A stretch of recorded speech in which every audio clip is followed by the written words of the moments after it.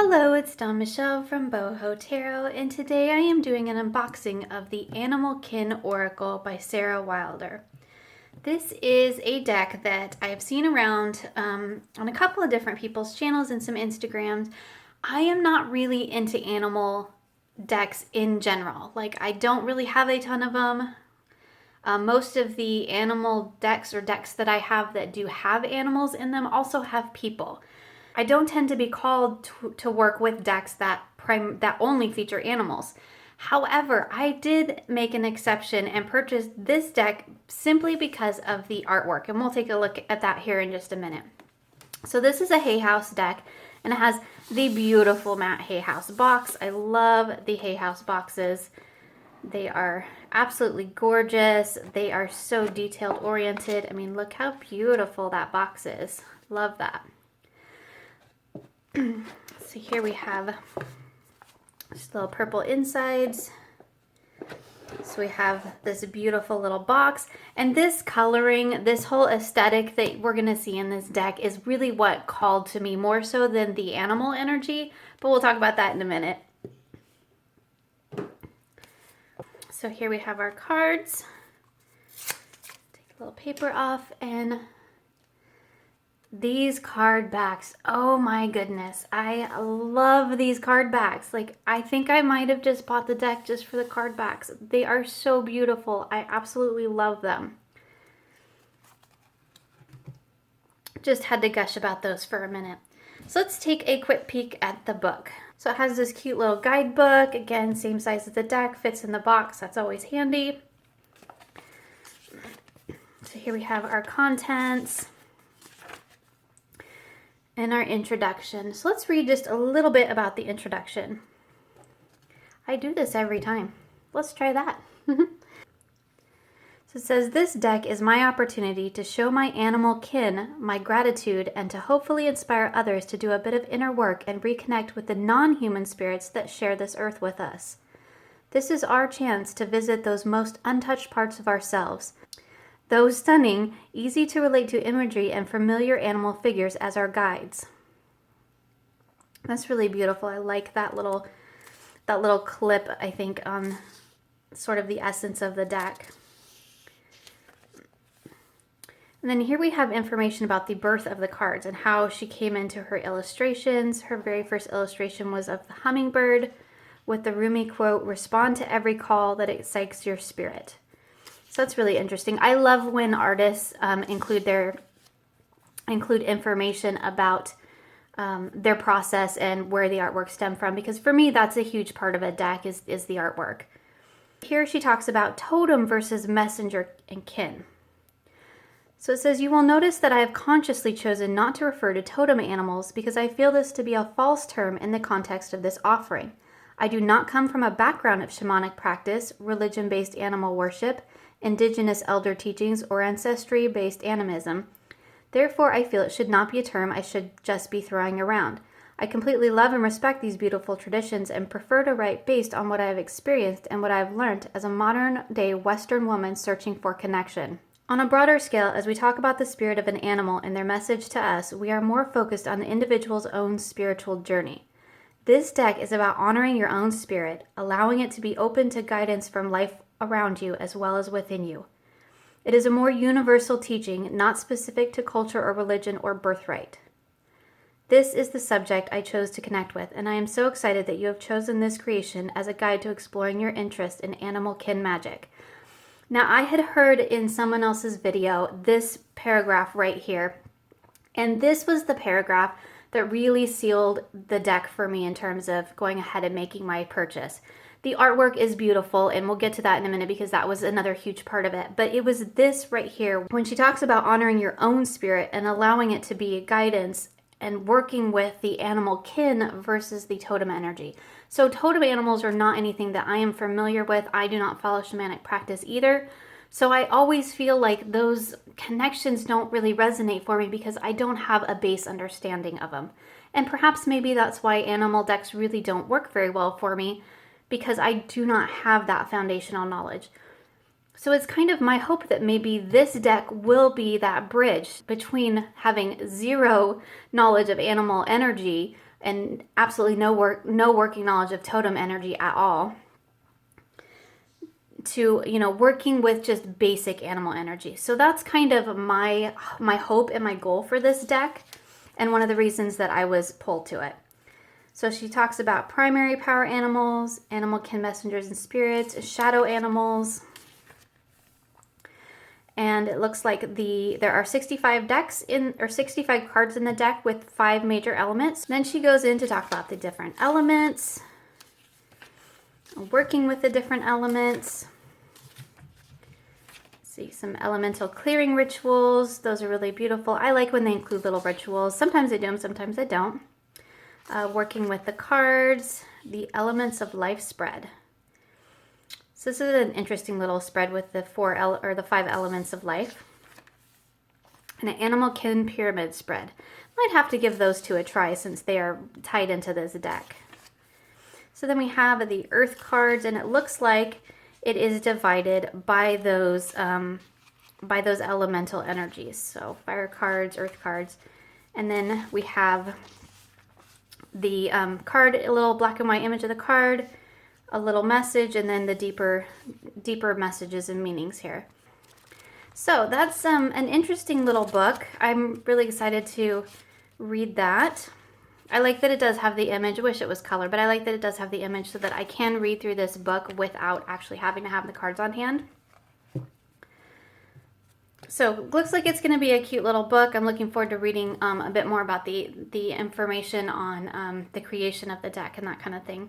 So let's go ahead and take a quick peek at these cards, because I'm really excited to take a look at them. Again, beautiful backs. The cardstock is that beautiful matte, that Hay House matte. It's a standard oracle size. It's just phenomenal production value, I think, on the newer Hay House decks. I just think they're absolutely wonderful. So it looks like we just have the title of the animal and then a keyword. So we have buffalo for gratitude, cicada for cycles, cow for nourishment, deer for grace, goat for grounded, jabiru for foundation, orangutan for creation, a peahen for nurture, pig for abundance. Look how cute. Looks like Wilbur. Shark for instinct, sloth for wisdom, wombat for exploration. I have a little story about wombats. So my dad, just a little detour. My dad, when we would take road trips as a kid, we would drive these really long night drives throughout the deserts of California to get to my grandfather's house. And my dad used to tell us stories about the little reflectors in the road, you know, the little dotted reflectors down the middle of the road were wombat eggs. And then he would drive the car over the reflectors and they would thump, thump, thump. And then he'd be like, I'm squishing wombat eggs. And then the signs on the road that had reflectors on them, those were the wombat eyes and the wombat parents watching us squish their little eggs. Like, it's kind of a weird little story, and my dad's just a weird dude, but it just made me think of that. It's like, you know, something from my childhood. Squishing wombat eggs while driving down the road in the middle of the night in the deserts of California. Yep, that was the thing that happened. So wombat exploration. Sorry, little detour there. Wolf for connection. Crab for trust. Dog for forgiveness. Dolphin for play. Dragonfly for imagination. Duck for knowing. Flamingo for community. Jellyfish for flow. Manta ray for presence. Parrotfish authenticity. Seahorse for love. Starfish for sensitivity. Turtle for longevity. Whale for communication. Alpaca for curiosity. Bee for power. Camel for celebration. Cardinal for passion. Chameleon for energy. Fox for solitude, gecko for sensuality, horse for motivation, lady beetle for luck, lion for confidence, snake for transformation, water dragon for balance, woodpecker for opportunity, bear for protection, bluebird for pleasure, butterfly for change, eagle for strength, elephant for compassion. Oh, I'm so glad there's an elephant. Elephant's one of the animals I do actually really love their energy. Giraffe for perception, hummingbird for joy, ibis for acceptance, jaguar for intention, kingfisher for peace, kookaburra for amusement. I like that one.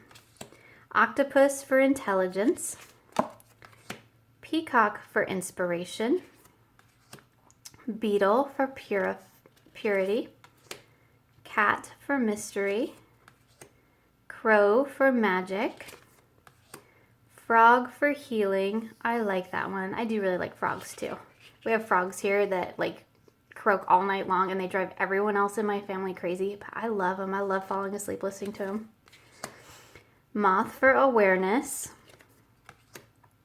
owl for intuition, phoenix for renewal, praying mantis for patience, spider for dreamweaver, swan for harmony, unicorn for miracles, wagtail for essence, and white tiger for vision. So one of the things that really drew me about this deck, besides these backs, because oh, gorgeous, was the design of the cards themselves. The artwork is beautiful, and I love all this little bordered imagery going on, which is usually, you know, if you've watched my channel, I'm generally not a person who likes borders, but I love the look of these. They are so vivid and so vibrant and fun, and I feel like they really appeal to my designer nature, I think is kind of what it is. They are just so beautiful. And I love all the detail in the backgrounds, and I love this sort of, you know, bohemian theme we've got going on here. And that's really what drew me to this deck in the first place, the first time I saw it, or the first few times I saw it. And then I watched a few videos and heard some people talk about how she approaches the animals just as animal kin or animal energy, and not so much, you know, not so much totem animals. And I think that maybe is something that I can get on board with. So I'm hoping that this may be the animal deck that finally does it. The deck that finally brings me into working with animal energy. So it's kind of a lofty goal for this deck, but we'll see how it goes. The artwork is just, it's phenomenal. And for me, that's a huge part of working with a deck is the imagery. And if that calls to me, then I can work through just about any other little issues I might have with it. Shuffles beautifully. You know, it's an oracle, so it's definitely a larger size, but it has that absolute gorgeous Hay House matte cardstock, which I mentioned before, which I just love. So let's go ahead and just thought we'd pull one card and read the message from the book, just so we can get an idea of what that may look like.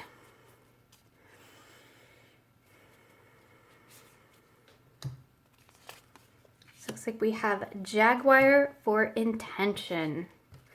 So let's find the Mr. Jaguar. So he is, well, I'll have to get to know these elements here.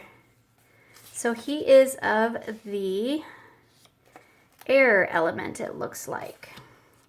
So Jaguar, he's on 134. This is handy, the table of contents, even though they're divided by suit, they're still listed in here alphabetically, so that's really handy. So 134. I turned right to it. Isn't that handy?